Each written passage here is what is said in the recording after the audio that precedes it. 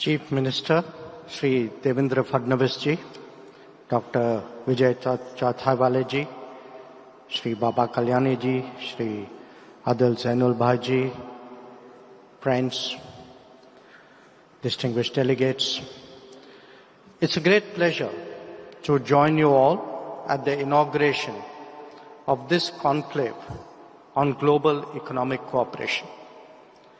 I commend FECC, the government of Maharashtra, and you, Chief Minister Devendra Fadnavis ji, personally, for this initiative.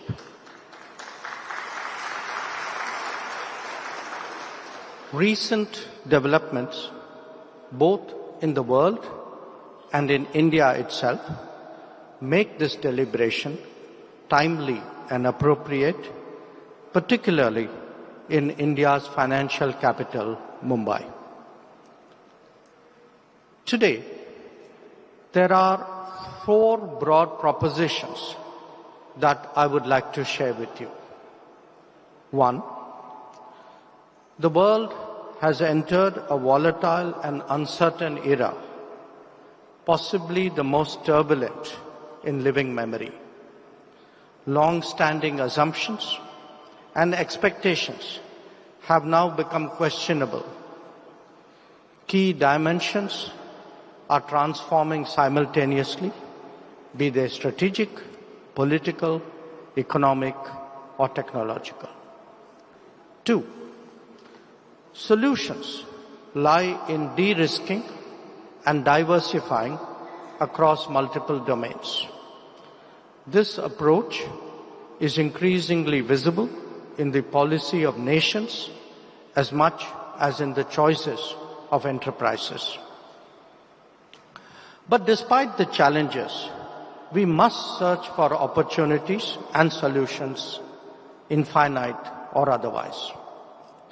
3, India's response is to further build national capabilities, address growth challenges comprehensively, and deal with both short-term issues and long-term prospects. The Reform Express will continue to roll on. This has implications both on the supply and the demand side. And 4, from a position of strength, India is engaging international partners more intensively. This is demonstrated in recently concluded trade deals. We will also be more salient in the global calculus on production, on services, technology, skills, and talent. Let me now come back to the state of the world. The established global order is clearly changing before our very eyes. Replacements are hard to create, and we appear to be headed for a long twilight zone. This will be messy, risky, unpredictable, perhaps even dangerous. We have already seen this across different geographies. Aspects of the present order will coexist with elements of the emerging one. Economics will give way to politics and to security when it comes to making choices. And technology in the age of AI will be even more transformative than ever before. Friends, there are 6 notable features of the current international scenario. 1, the US is determined to re-industrialize at any cost. This is central to its tech future. 2, China's manufacturing and export focus continues unabated and may even expand. 3, technology competition is intensifying and polarizing. 4, energy trade flows are being significantly redefined. 5, new mindsets are encouraging greater risk-taking, including through military means. And 6, migration and even mobility are getting contentious. Now, each nation and each society will respond as per their interests and calculations. In the case of India, my colleague, Finance Minister Nirmala Sitharamanji, stressed as recently as 2 days ago in Munich. And she said that the nimbleness and practicality of our domestic policy responses has actually enabled India to navigate these choppy waters. Similarly, nurturing multiple partnerships in the foreign policy domain has maintained our international positioning. Let me also add that in these tumultuous times, political continuity and political stability have an even greater premium.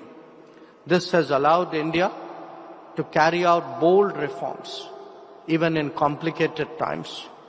In contrast, many others are today in a defensive crouch. Let me now turn to de-risking. Lessons from COVID and from conflicts in Ukraine and West Asia, Middle East, they have already raised awareness about the fragility of our supply chains. Concentration of production has been one key factor, limitations of connectivity another. Sharper political competition has enhanced both aspects. We are today witnessing weaponization of production, weaponization of finance, leveraging of market shares, and tightening of export controls. To add to all of this, there are now uncertainties on the demand side due to application of bilateral tariffs. We are no longer concerned just about crisis situations, but day-to-day commerce as well. So the argument for de-risking across the entire spectrum, from sourcing to production and to markets, that argument is becoming more compelling by the day. In this overall context, countries are increasingly getting concerned about ensuring food, health, and energy security. As a major food producer, this also means, for a country like India, it also means fertilizer security. Given the prevailing uncertainties, it is natural to pursue diversification in different domains. The triangulation of availability, costs, and risks have become the decision matrix. There will also be areas like critical minerals where stronger international collaboration is necessary to ensure required access. Now, that said, economic security is best served through stronger self-reliance and more trusted partners. This is particularly so in respect of large nations like India. In a globalized world, the two goals are actually sides of the same coin. Greater capabilities attract more partnerships, which in turn reinforce such resilience. As a market economy, political democracy, and as an open society, like-minded partners would see particular value in the success of India. We will not only contribute to global growth, but also to global stability, predictability, and trust. So how does India best do that? As an overall strategy, by steadily expanding its comprehensive national power in the coming decades. Prime Minister Narendra Modi has declared our national goal to be Viksit Bharat, that is developed India, by 2047, which is the centenary of our independence. Now, there are multiple dimensions of that journey, and these must not be perceived as choices. India has to do both manufacturing and services, industry and agriculture, core and advanced technology, hard and soft infrastructure, innovation and scaling up, evolution and leapfrogging, enabling environment and focused initiatives. In fact, when it comes to debates on economic strategy, all of the above is probably the right answer. Achieving that requires constant progress in the ease of doing business and ease of living, and pursuing inclusive and people-centric policies. It is no surprise that these are actually the government's key priorities. Infrastructure constraints, and Baba Kalyani spoke even about Maharashtra and Mumbai in this regard. Infrastructure constraints have long been the bane of the Indian economy. It is one that is specially emphasized by investors. In the last 12 years, there has been tremendous progress in bridging these gaps. Whether it is highways or railways, aviation or ports, energy or waterways, we have truly seen impressive achievements. These have certainly improved the landscape for ease of doing business and obviously will continue to do so. Soft infrastructure has been keeping pace, including in health, education and skilling.